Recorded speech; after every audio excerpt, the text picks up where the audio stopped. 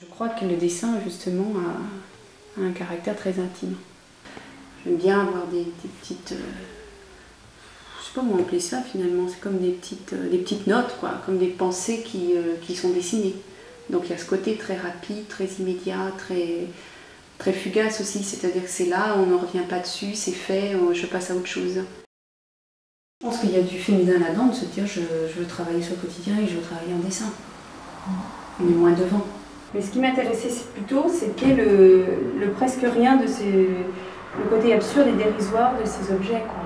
Je pense que ça va être dit plus justement creux, justement. C'est peut-être ça, ça va être dit plus par négation.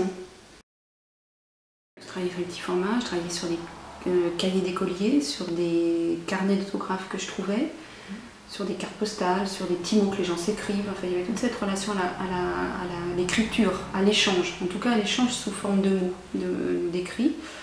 Et moi, je travaillais le dessin et la peinture comme des contrepoints par rapport à ça.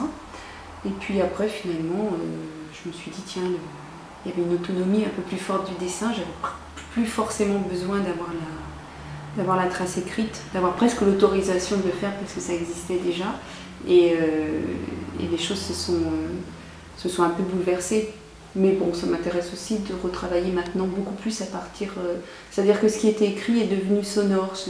Je m'intéresse plutôt à des entretiens. C'est-à-dire que je travaille à partir d'entretiens et ça devient le moteur du travail. J'ai travaillé à partir des nouvelles que j'entendais à la radio tous les matins. C'était pour moi comme une façon de... Il y avait ce bruit du monde qui était extérieur, qui arrivait chez moi, qui finalement me permettait aucunement de répondre, simplement d'écouter. Et j'ai eu envie par le dessin de dire, voilà, je suis là tous les jours, j'entends. Et en même temps, j'ai quelque chose à dire aussi, avec mes moyens plastiques, enfin des moyens modestes, qui sont ceux des petits dessins. Et donc ça forme des diptyques qui peuvent être assez étonnants dans la mesure où finalement ils ne sont pas tout à fait prévus pour être ensemble, ils ne sont pas faits au même moment, mais en tout cas ils ont été dessinés dans la même journée. Puis en même temps je me suis posé des questions vraiment de comment répondre à ce qu'elle montre, ce qu'est l'actualité. Donc il y avait une façon, même presque politiquement, de se définir dans le dessin.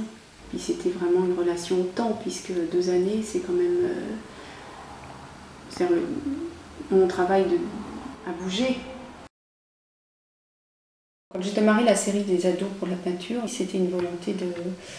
Non pas de faire du portrait, ça ne m'intéresse pas tellement, c'était l'idée de... Enfin, c'était l'envie de travailler sur une tranche d'âge. L'adolescence me paraissait assez intrigante parce que bon, c'est un moment d'une grande fragilité, c'est un moment en même temps d'une grande affirmation. Et en même temps, on s'affirme dans une identité, et cette identité, elle est plutôt... c'est presque une identité de pluriel avec les ados, c'est-à-dire qu'ils veulent être tous pareils en même temps. C'est-à-dire avec le vêtement très fort, très revendiqué, très particulier, avec des marques, enfin... Et alors à Camille Lambert, pour l'exposition, c'est un peu partie de ces adolescents en peinture et aussi des grands lavis que j'appelle les supporters. Donc là où le visage disparaît complètement, il ne reste plus qu'un mot, un mot anglais qui est choisi et qui devient comme une espèce de marque, comme un symbole, comme quelque chose qu'on s'accroche sur soi et qui nous identifie. C'est presque plus fort que la tête, quoi.